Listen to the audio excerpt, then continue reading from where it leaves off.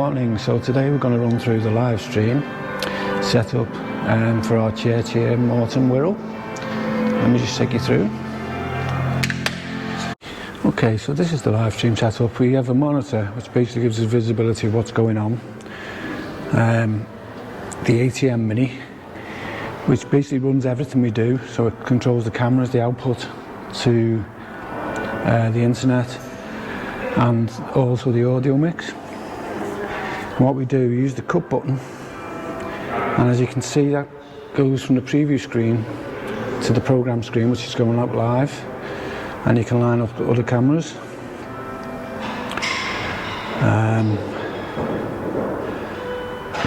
We've then got a network switch which provides power and connectivity for everything basically, and we've got the audio which is fed from the sacristy into the back of the ATM Mini, and the levels are controlled here. You can see the mic 1 input and the output on the program. The program one we actually set at a level so it doesn't clip. I can show you that in a bit. And then we've got 3 cameras basically. We've got Fumeco 30 NDIs, PTZ cameras. There's 3 of those, there's 2 here. This one basically takes an image of the lantern. This one is the overall area of the altar, and there's actually a third just below, as you can see down there, which gives us an overall of the church. And also, obviously, one of the most important things is the internet. We've got a gigabit connection, which is used to control the live stream. Okay, so that's the hardware. Just to run through, the cameras themselves at the time of filming are $6.85 on Amazon. There's often a £50 off voucher available on that. You've got the ATM Mini, which is, as we speak, is $3.20. And obviously the other items are readily available, like a network switch and monitor.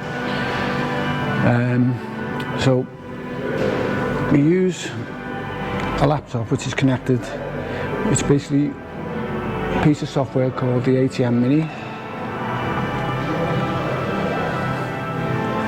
And as you can see, this software, the home page is like a layout of the actual ATM Mini. So you can basically do anything you can do on the ATM Mini, you can do on here.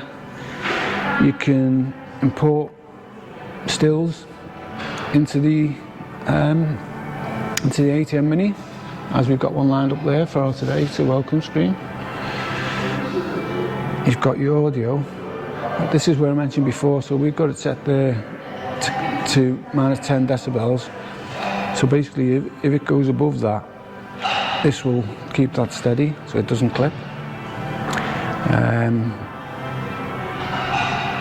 The actual switcher itself, so you've got, it's probably easy to show you on the actual ATM Mini.